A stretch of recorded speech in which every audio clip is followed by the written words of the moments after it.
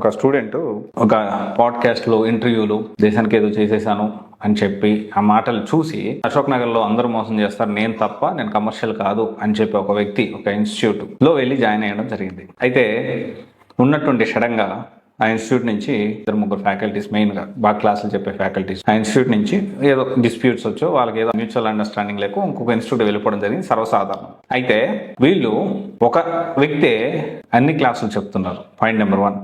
Point number 2 వచ్చేసి ఏంటి అంటే, ఆ ఇంకో ఫ్యాకల్టీ క్లాసులు బాగా చెప్పట్లేదు అని చెప్పి ఒక స్టూడెంట్ క్వశ్చన్ చేస్తున్నాడు కంటిన్యూస్గా. అంటే ఇది కరెక్ట్ కాదు, కరెక్ట్గా క్లాసులు చెప్పట్లేదు, అన్ని క్లాసులు ఒకరిద్దరు ఫ్యాకల్టీ చెప్తా ఉన్నారు, స్కెడ్యూల్ ప్రకారం జరగట్లేదు, క్యాన్సిల్ చేసి పారేస్తున్నారు, మేము ఎట్టే డబ్బులకి న్యాయం జరగట్లేదు అని చెప్పి ప్రశ్నించాడు ఆ పిల్లోడు. ఒక యూపీఎస్సీ యాస్పిరెంట్ ప్రశ్నించాడు.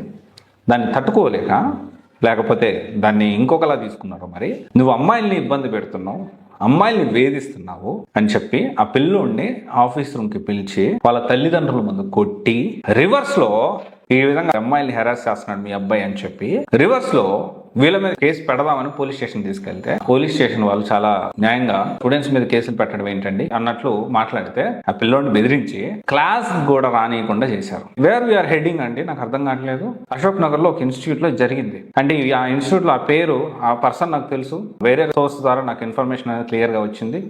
ఆ పర్సన్ బయటికి వచ్చి మాట్లాడేంత వాయిస్ లేదు, అంత బ్యాక్గ్రౌండ్ లేని వ్యక్తి, చాలా పూర్ ఫ్యామిలీ నుంచి వచ్చాడు, పేద విద్యార్థి. అలాంటి పరిస్థితుల్లో నుంచి ఏదో యూపీఎస్సీ సాధిద్దాం, ఒక ఐఏఎస్, ఒక మంచి ఐపీఎస్సీ, లేకపోతే ఒక యూపీఎస్సీ ర్యాంక్ సాధిద్దామని అశోక్ నగర్ లో వచ్చి తినక డబ్బులు కడితే, నేను నిజంగా చెప్తా ఉన్నా, ఈ చేసే పెద్ద మనిషిని వీడియో నువ్వు చూస్తా ఉన్నా నాకు తెలుసు, నువ్వు ఏదైతే క్రియేట్ చేసుకుంటున్నావు ఒక ఫేమ్ అనేది, ఫేక్ ఫేమ్, ఏదో ఒక రోజు నీ మాస్క్ తీసేది నేనే అవుతా.